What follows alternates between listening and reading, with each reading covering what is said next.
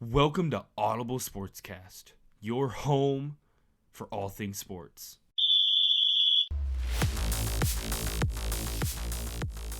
It has been a while, but welcome back, everybody. We have Brett and Jeff here today. How are you doing, Brett? Excelente. Muy bien. But, hey, we're sorry it's been a little bit. Had some scheduling conflicts and a couple other things. But, hey, we're here now. We're ready to talk. There's been a lot of good football, a lot of bad football since we've last talked, and just a lot of football in general. I mean, arguably, at least this last week, potentially saw one of the best games of the year, and in that same game, the best catches of the year. But hey, that's a story for another time. We'll get into it, but let's talk some football. Yep. First thing on the agenda, skipping fantasy football this week just because we have a lot to talk about since we've missed so much. But we have Game of the Week still to do, of course. And so we have it. Last time we talked, I know it was a while ago, but both Brett and I, we swept. Went 3-0 in our picks. If you even remember what those were, good for you. I know it's been a while, but also if you keep an eye on that for the season, I'm 15-7. Brett, you're 10-8. So not too shabby. Nope. But this week coming up, we have more games to watch. A lot of fun games this week to watch. Brett, what's some games people should watch, and who do you think's winning them? Titans-Packers. Titans. You must have looked at my notes because that's one of my games. I think Titans are becoming kind of this top team in the AFC. I know Ryan Tannehill missed a couple games and potentially they could have beat the Chiefs if he played. That's a big if. But Cowboys, Vikings. Another game I have. But do we have the same winner? Vikings. As do I. Okay. But do we have the exact same three? Brett, give me your third. It's a tough one for me. Yeah, I agree. There's a couple good games, I feel like. And I was going to do a primetime game earlier, but Rams-Saints, and I got the Saints. Interesting. Even without Cooper Kupp in the game and the way the Saints have been. And Stafford may miss another week. Why should people tune into this game? Because they get to see the Super Bowl winners just implode, losing to a subpar Saints team. That is true, and hey, especially if you're an Eagles fan. Actually, I'm going to retract that game. I think as you should. The Panthers-Ravens, I think, will be entertaining, and I actually think the Panthers win this game. You think the Panthers win it? I know Baker is starting. PJ Walker has a high ankle sprain, so I do. Okay, they've been hot as of late. That is true, and who knows? I want to say Lions-Giants too, but just because the Lions can score. They can, and you can score on the Lions too, so that's always going to be a high-scoring game. A team to always pick kind of the over on. What's your third? My third is Chiefs-Chargers. Exactly. It is the Chiefs-Chargers, and I have the Chargers winning it. Whether Keenan Allen or Mike Williams plays, you have Justin Herbert as your quarterback. But their defense is beat up too, man. I know. That is true. I think you give them, this week maybe pick up some guys, do whatever you got to do. But this is tough. But when you look at both of these offenses, this is the game to watch. Games of the week, games to watch. This could be a fun game to watch. And yeah, maybe I shouldn't be picking the Chargers. And I've went back and forth on it. Will go back and forth on it the rest of the week. I will go back and forth on it on the rest of the week. But, Chargers at home, they just had in some ways, embarrassing loss to the 49ers in the sake of just the 49ers there at the end were just gashing them. But this could be a bounce-back game and this is a must-win game too. I mean, division opponent, one of the top teams in the NFL, if not the top team.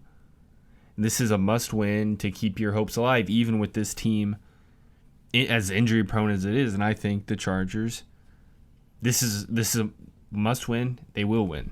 But we'll see. I've been wrong before in the past, but I'm not going to be wrong. I think I got another sweep here in mind. And, hey, maybe we both do. I mean, we picked, 66.6% of the same ones, but that's the games of the week. Also, keep an eye out every single week. There is either every Saturday or early Sunday morning, we do have our locks of the week on our social media, so keep an eye out on those. They've been not too bad. I believe they've been going on for about 4 weeks now, and only 2 or 3 haven't hit. So depending on how you're putting those in, you could have won yourself some money. But it's not about winning money. It's about having fun watching football, and it's been a fun football so far. So it's a little bit after midseason now, but I still feel like it's a good thing to look a little bit into the future and kind of have a not so midseason award, since it is a couple, weeks past now. Really just 1 week. But let's go kind of right into these. We'll give some awards, kind of how we think the rest of the season is going to go. And so, Brett, I ask you, let's throw it right out there, who's winning MVP this season? Tyreek Hill.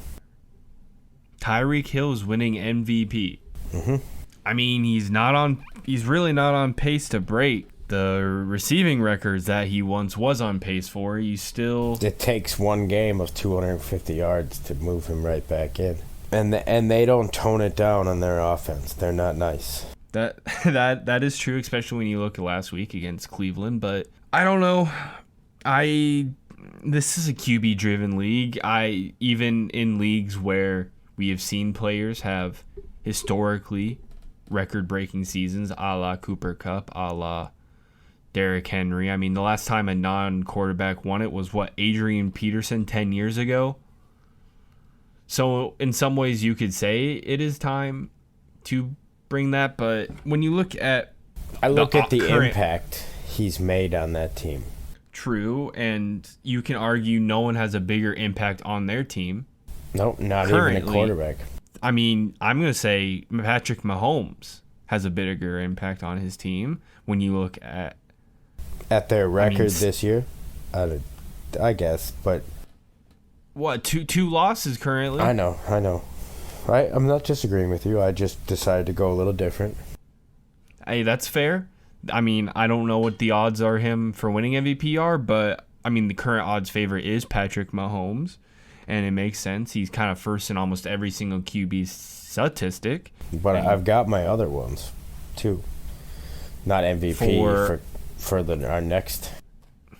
Okay, well, Offensive Player of the Year, since what you got for that? Which is something other, since before last week Tyreek Hill was the odds favorite. It's changed now, but what do you got? It's a tough one, right? I'm so torn. Well, why don't I? So you go. The odds favorite currently, I as I mentioned, was Tyreek Hill. It is now Justin Jefferson, and this feels like an award where it always goes to just the person who you can argue MVP, the Cooper Kupp or the Jonathan Taylor from last year, the high statistical player on a team where they could be considered the MVP. But I got to go Justin Jefferson. After the performance last week in Buffalo, a lot of people are calling him the best receiver. He's right up there with Tyreek Hill in most stats. I'm still going Hill. I mean, this is looking, you're going to go offensive player and MVP for Hill? Yep. That's fine, but hey, this could look like one of those awards where it goes down to the wire. It's receivers. They could have either a 40-yard game or a 140-yard game. It won't go down to the wire. I mean, you never know. Hill's going to break the single-season record. I mean, right now, they're really close. I believe it's only 40 yards. Not to beat Calvin. No, but in yardage for Justin Jefferson and Tyreek Hill.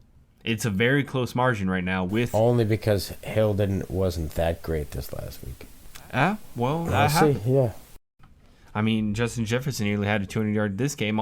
You never know. I mean, this is Yours? something that could go back and forth. Mine is Justin Jefferson. Okay, that's what I thought. Just making sure. Now, my comeback player of the year. There's a couple. I Geno feel like 3 guys. Smith. Yeah, that's who I. That's I don't one think of the you odds can. favorite.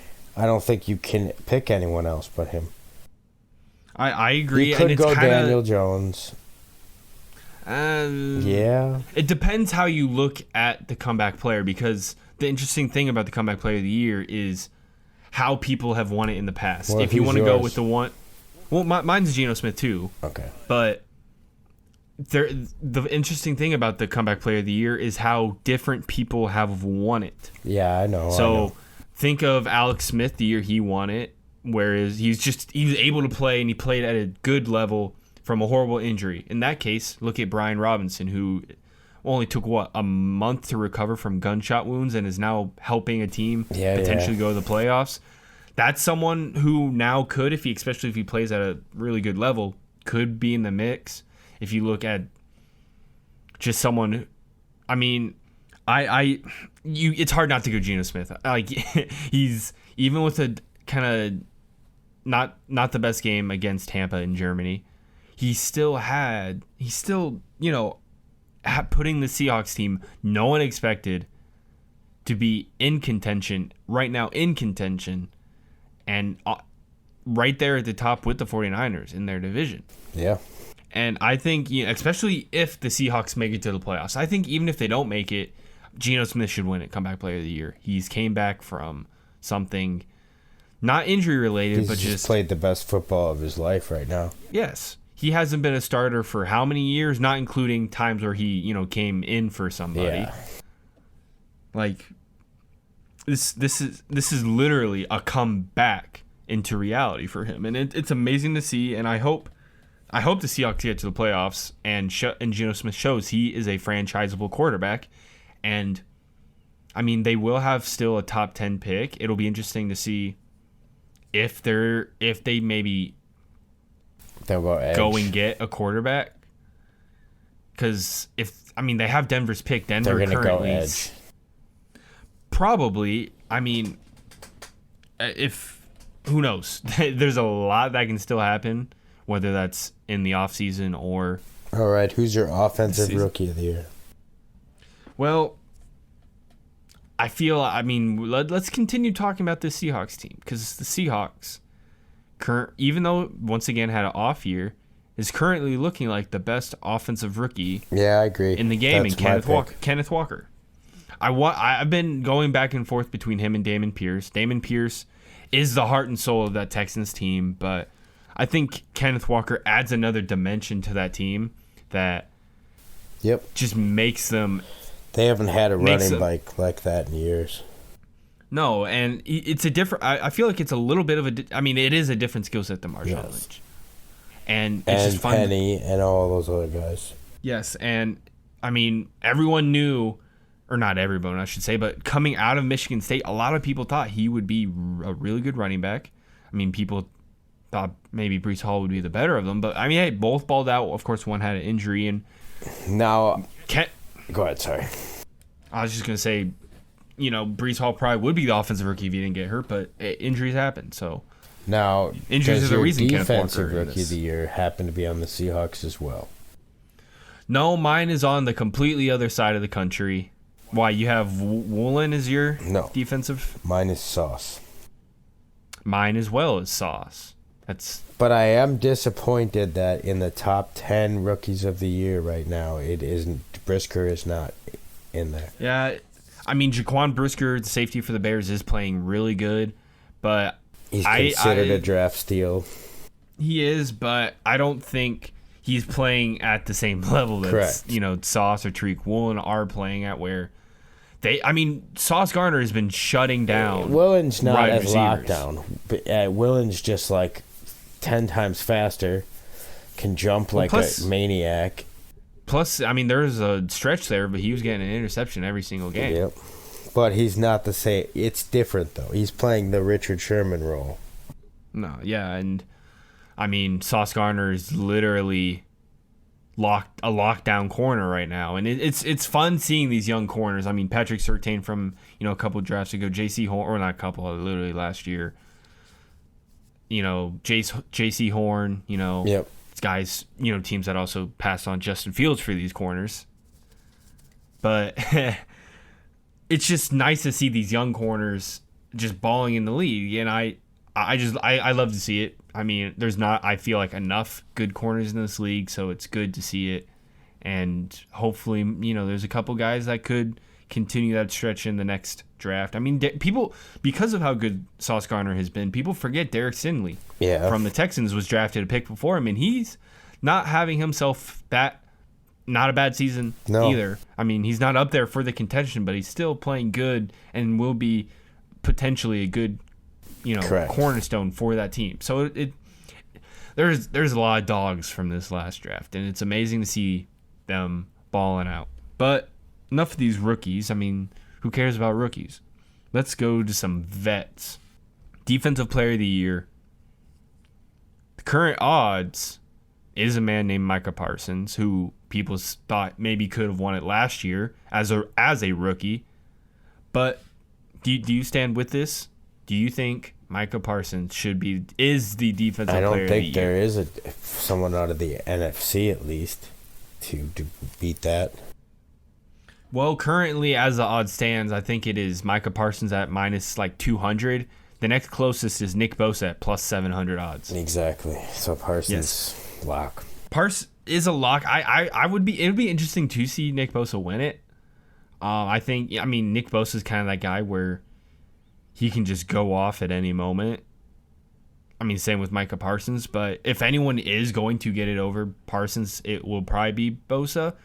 But I mean, even with a down game that kind of Parsons had last week against the Packers, he's still balling. Yep. I mean, he's the heart of that defense, and defense is pretty good.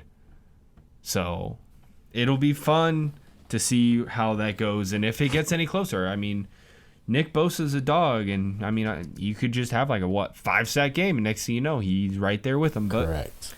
You don't want to stipulate what can happen. Last, but not final, award that we should be giving out: the Coach of the Year. Dolphins coach. Mike McDaniel. But surprisingly enough, he is not even the current odds favorite. I believe he's fourth on the list. The Giants coach. He is up there, but number one currently is Nick Sirianni, the Eagles head coach, which makes sense. Yeah. I mean, even with the loss, they're still 8-1, top of the NFC, best record in the NFL.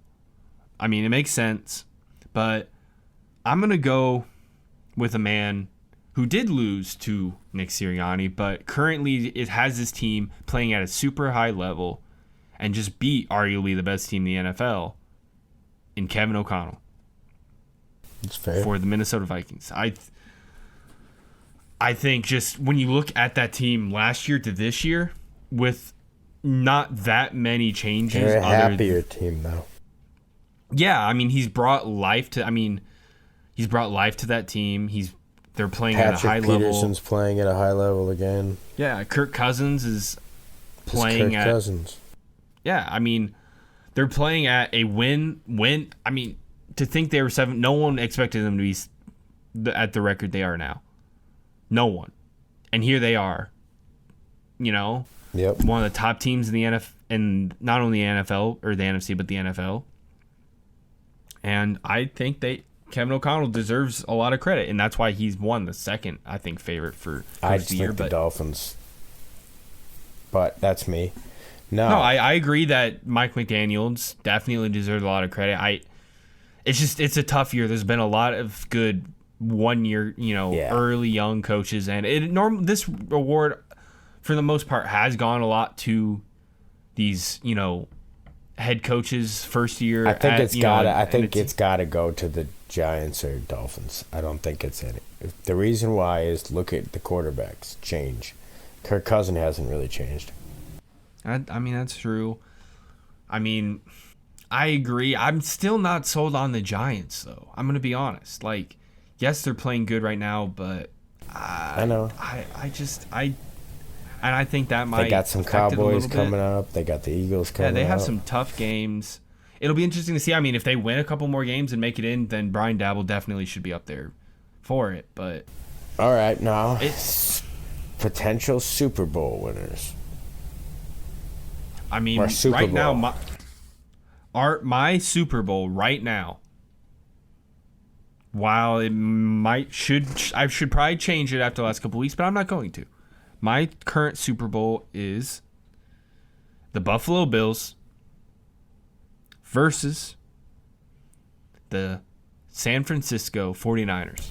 I knew you were going to pick the Niners, for sure. I've always been big on the 49ers, and I mean, people say, oh, Jimmy G, but Jimmy G's taken them to that spot before. They have developed a two-headed running back system with McCaffrey and Elijah Mitchell now that looks like it is amazing. And you keep that. I mean, obviously, any team healthy is really good, but you keep that team healthy in the playoffs where they have to go maybe on the road to Philadelphia where we saw last week, Philadelphia is runnable, to be able to run on. You take that team and run. Oh my gosh, that could be a fun game. Yeah. And not only that, but that front seven is arguably the best in the business. Mine is gonna probably. I don't even think you could guess mine. Probably not. Dolphins. You're full of Buccaneers. Okay. Honestly, I thought about doing the Buccaneers because all they need to do is get into the playoffs and they'll more than likely win their division, so they'll and they get that lineman back. Yeah, I mean that's been the major issue on that team. Has one of the major issues. No, the one who got injured in preseason. Yeah, but I mean the line in general has kind of been both the lines really for that team have been kind of part of the issue. But you get them in the playoffs with Tom Brady. Plus playoff Lenny with Leonard Fournette. And I just don't know if, Kansas City and Buffalo are the only two teams that I can see scoring points with Miami. Yeah, I mean, But I think Miami's got the best defense out of those three teams. But here's this. If Miami doesn't get home field advantage throughout the playoffs. If they're in the winter, if they're in the snow, they're in trouble. But exactly. So if they have to go to Buffalo, if they have to go to Kansas City, which no, Kansas they're not City in trouble just because Tyreek Hill's played in the snow. But yeah, but I meant more in the fact: can Tua, a quarterback who is great, I will forever say Tua is a great quarterback, especially being a left-handed person. He's reviving it, but we all know his one downfall is arm strength. You get a windy, cold game. I don't know. I mean, now with Jeff, they went and traded Jeff Wilson, so they have a good running backs. That kind of takes a little bit of the heat off of them. And you are right, that is a good defense. They went out and got Bradley Chubb, an excellent pass rusher.